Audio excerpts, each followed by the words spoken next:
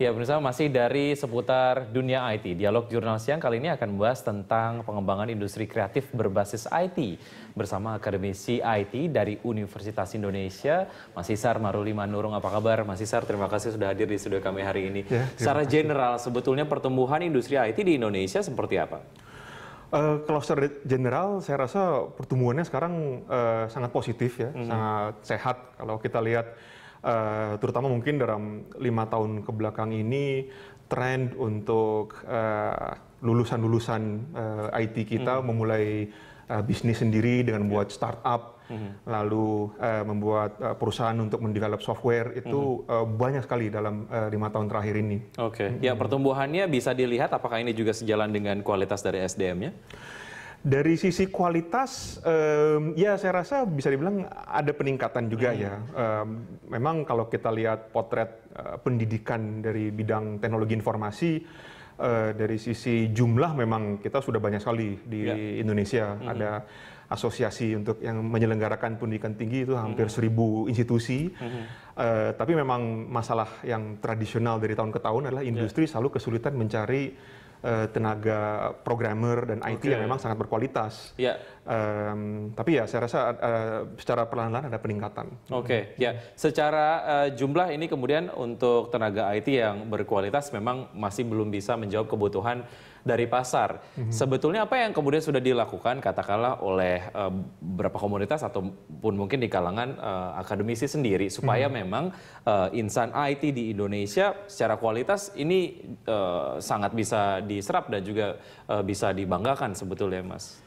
Iya, saya rasa memang kuncinya adalah di pendidikan ya. Tapi pendidikan di sini tidak hanya melalui pendidikan formal seperti melalui perkuliahan atau melalui program diploma, tetapi juga melalui sektor informal. Dan tadi seperti Mas Vicky bilang banyak komunitas.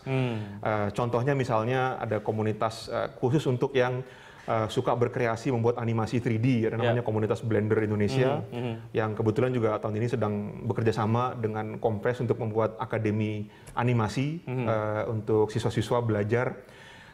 Saya rasa kontribusi dari komunitas-komunitas seperti ini juga banyak sekali, dan nggak hanya dari animasi, misalnya untuk komunitas tentang programming, untuk bedah teknologi spesifik, itu betul-betul secara grassroots gitu ya, mereka memang membentuk sendiri.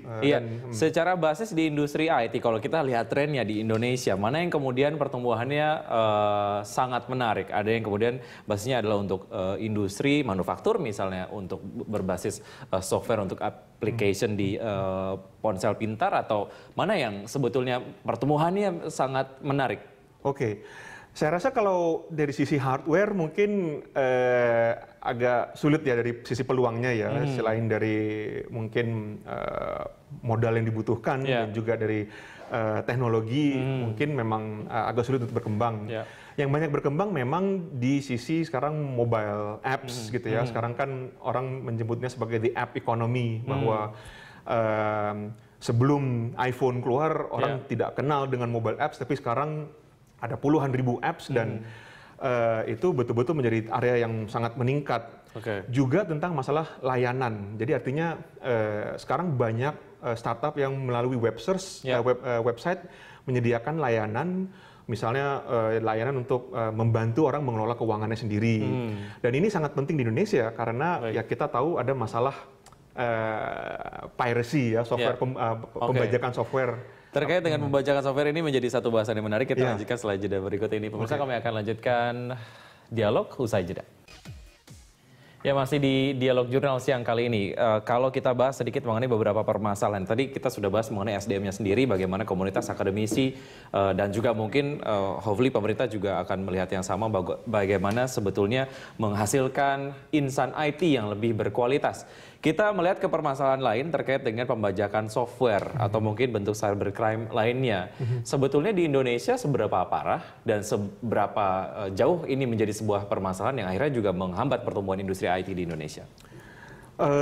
Ya, kalau permasalahan memang selalu ada dan tidak bisa dipungkiri bahwa pembajakan software itu secara sistemik itu sudah berlangsung di Indonesia dari dulu gitu ya, dan meskipun sudah banyak tekanan dari luar negeri, itu masih saja terjadi.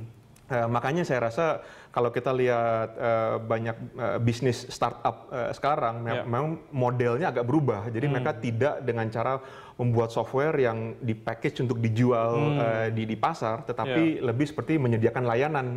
Jadi misalnya melalui website, orang langganan dengan website itu, dan akhirnya mereka mungkin mendapatkan revenue dari iklan dan lain sebagainya gitu. Jadi dengan model bisnis seperti itu, permasalahan pembajakan yang memang masih ada bisa sedikit diminimalisir gitu.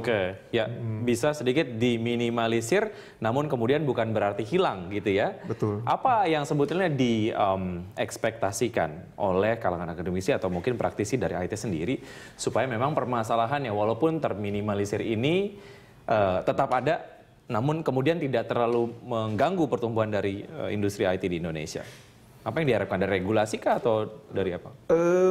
Ya, mungkin kalau kita bicara regulasi, kita bicara dengan peran pemerintah dalam hal ini, dan sebetulnya mungkin Kominfo itu sudah ada upaya gitu ya untuk menciptakan iklim yang lebih baik untuk tumbuhnya industri berbasis IT, industri kreatif.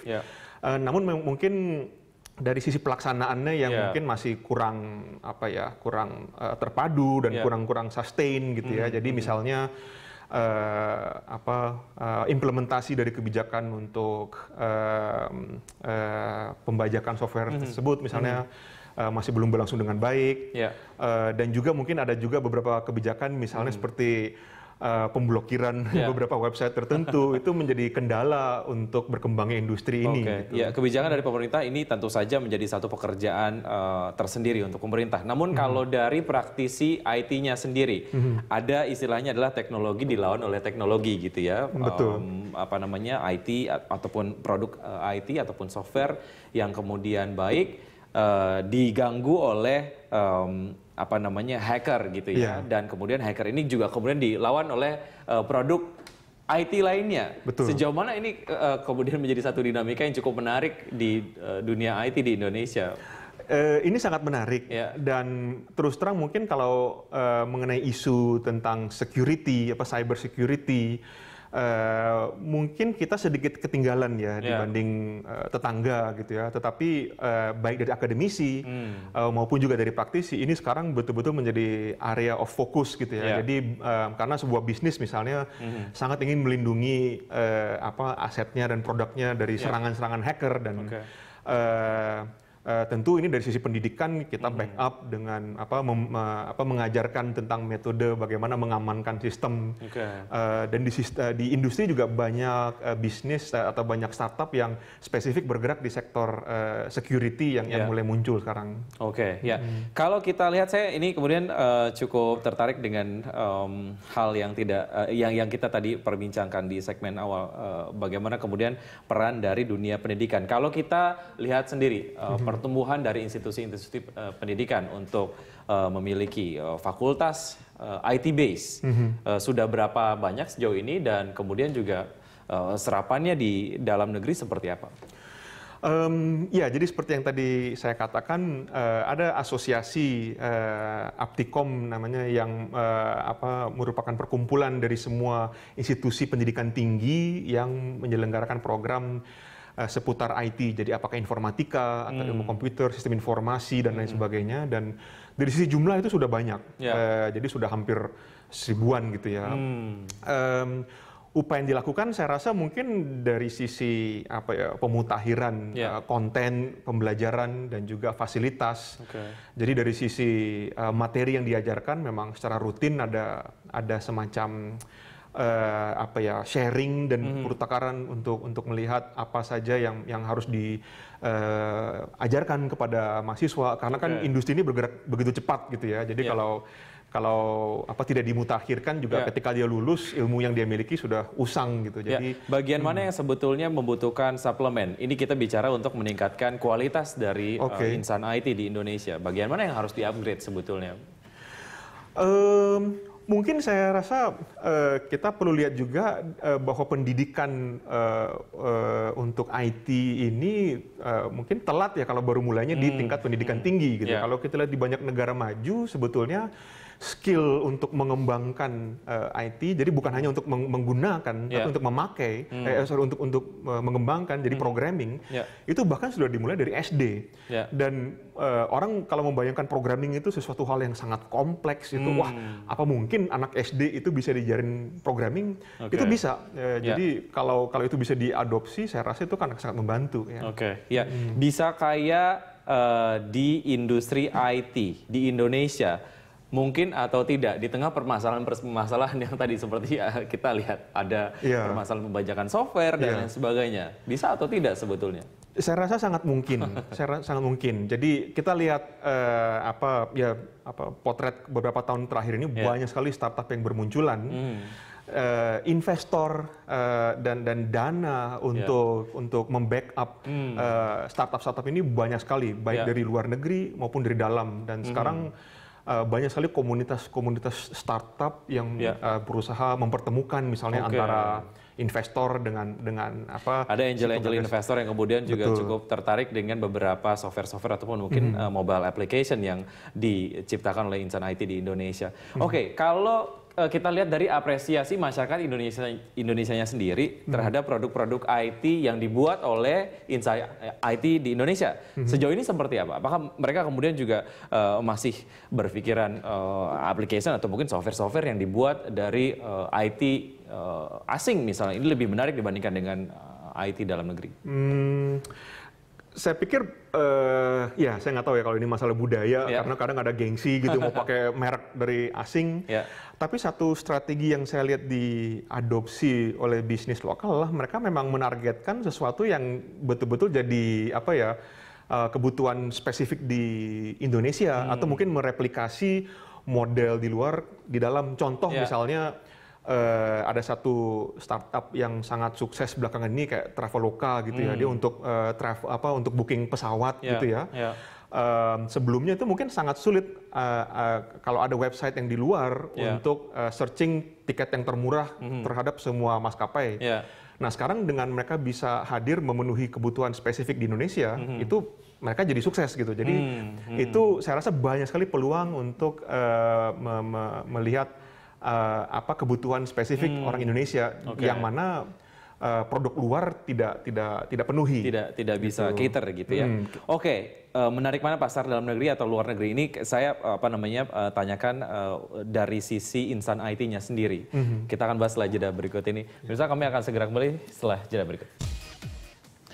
Masih di dialog di Jurnal Siang, kalau kita bicara mengenai beberapa produk-produk IT di Indonesia yang berbasis e-commerce, tentu saja sudah ada yang kualitasnya sangat baik. ASEAN Economic Forum atau ASEAN Economic yang kemudian akan dibuka tahun 2015 ini menjadi satu tantangan baru. Kalau kita kemudian lihat kualitasnya, sebetulnya produk-produk IT di Indonesia ini tidak kalah jika dibandingkan dengan produk IT asal luar negeri. Sebetulnya Anda melihat ini seperti apa? Kalau menurut saya sebetulnya dari sisi kualitas sebenarnya kita tidak kalah ya. Dan kalau kita lihat buktinya bahwa sebenarnya banyak juga tenaga IT dari Indonesia yang terus bekerja untuk perusahaan di Singapura atau di luar di Amerika, di Australia itu juga banyak sekali. Saya pikir memang itu sudah jadi suatu konsekuensi dari industri ini yang memang kalau kita bermain di internet itu sudah tidak ada batas geografi lagi gitu ya. Jadi di sisi yang sebaliknya secara positif itu membuka pasar yang sangat besar juga. Jadi banyak juga perusahaan-perusahaan startup lokal yang memang langsung memasarkan produknya secara internasional. Contohnya untuk yang apps tadi banyak ada yang misalnya membuat game untuk iPhone itu bisa langsung laku secara internasional di beberapa negara sekaligus gitu. Ya, kita ke beberapa keterbatasan yang kemudian dimiliki oleh Indonesia, walaupun memang banyak insan IT yang melihat Indonesia adalah sebuah market yang sangat-sangat potensial. Keterbatasan katakanlah koneksi internet, sejauh mana ini jadi satu permasalahan juga yang dialami sebetulnya? Ya, karena internet cepat buat apa gitu ya. Ya, kalau kita tanya ke mungkin pemain di industri IT, terutama yang sekarang buat startup, mungkin itu jadi mungkin komplain, salah satu komplain utama adalah dari sisi infrastruktur IT gitu ya, karena mungkin banyak ide-ide bisnis yang mungkin belum bisa terwujud kalau infrastruktur IT itu belum mendukung, dan saya rasa itu mungkin yang menjadi salah satu tantangan utama ya. Ya, kalau kita lihat sebetulnya saya yakin Anda kemudian banyak mendengarkan beberapa cerita dari teman-teman praktisi IT terkait dengan Indonesia sebagai satu pasar yang sangat potensial, namun ada challenges di tengahnya. Kemudian kalau kita bandingkan dengan pasar luar negeri, semua infrastruktur sudah baik dengan tentu saja tawaran katakanlah salary yang baik. Sebetulnya mana yang kemudian dipilih oleh insan IT? Kalau disuruh memilih mengembangkan market Indonesia yang ada banyak sekali challenges-nya, atau kemudian pindah ke luar negeri dengan banyak fasilitas yang kemudian sangat-sangat support? Saya rasa cukup balance gitu ya, antara kita melihat tenaga IT kita apakah memilih untuk mengembangkan pasar atau menggarap gitu pasar di dalam negeri atau untuk keluar gitu ya. Dan sekali lagi buktinya saya rasa bisa dilihat dari banyaknya startup lokal yang muncul, karena memang itu potensi pasar di Indonesia itu masih besar sekali. Walaupun tawaran bekerja di luar negeri sangat baik ya. Betul ya. Tapi mungkin yang jadi yang menjadi insentif untuk bisnis startup kan bukan hanya dari sisi salary juga gitu ya. Jadi ada banyak faktor lain, dan mungkin juga ada keinginan untuk membangun industri. Sebetulnya banyak juga cerita orang-orang yang sudah punya pengalaman kerja di Silicon Valley, bahkan berpuluh tahun di Silicon Valley, sekarang memilih untuk pulang ke Indonesia. Dan karena juga melihat potensi IT saat ini. Ini momen yang sangat bagus lah. Beberapa tadi sudah disampaikan terkait dengan infrastruktur, koneksi internet dan lain sebagainya. Kendala lain sebetulnya yang dihadapi oleh insan IT di Indonesia untuk mengembangkan usaha di bidang IT apa saja? Dari modal kah atau dari apa saja sebetulnya? Kalau dari sisi modal, saya rasa itu mungkin tidak, itu tidak terlalu jadi masalah ya, karena satu mungkin jokes di antara mungkin yang fresh grad IT itu, kalau mau bikin startup sekarang itu betul-betul modal sewa kos sama punya laptop itu sudah bisa bikin startup bisnis, karena memang barrier for entry-nya itu cukup rendah. Dan juga sekarang tadi sudah kita sebut ada banyak investor yang juga ingin masuk ke sini, dan juga ada sumber-sumber pendanaan lain, misalnya sekarang banyak sekali namanya crowdfunding gitu ya. Jadi ada yang seperti wujudkan.com dan lain sebagainya, di mana orang bisa mengusulkan idenya, dan komunitas yang tertarik atau masyarakat yang tertarik bisa sudah langsung membantu memodalkan dari situ. Jadi dari sisi modal saya rasa tidak ada permasalahan ya. Cukup banyak peluang sekarang. Baik, industri IT di Indonesia di ASEAN Economic Community di tahun 2015 nanti, Anda melihatnya seperti apa? Sesiap apa sebetulnya insan IT kita untuk masuk ke 2015 nanti? Ini semuanya masih tanda tanya ya. Jadi seperti tadi saya katakan, industri IT sekarang kesulitan untuk mencari tenaga yang betul-betul berkualitas tinggi. Artinya apa? Ketika tahun depan itu kerannya dibuka, kita harus siap dengan banyaknya tenaga dari luar yang akan mencoba untuk mengisi kebutuhan itu. Dan ini saya rasa mungkin juga jadi tantangan untuk tidak hanya institusi pendidikan, tapi juga dari pemerintah, bagaimana kita bisa mungkin melakukan peningkatan dari mutu pendidikannya. Dan sudah ada usaha, tetapi saya rasa belum terlalu terpadu antara semua pihak. Semoga event-event seperti konferensi ini juga bisa menjadi fokus perhatian pemerintah juga terkait dengan tumbuh kembang dari industri IT di Indonesia. Mas Syar, terima kasih banyak atas waktu Anda. Sukses untuk Anda. Selamat siang.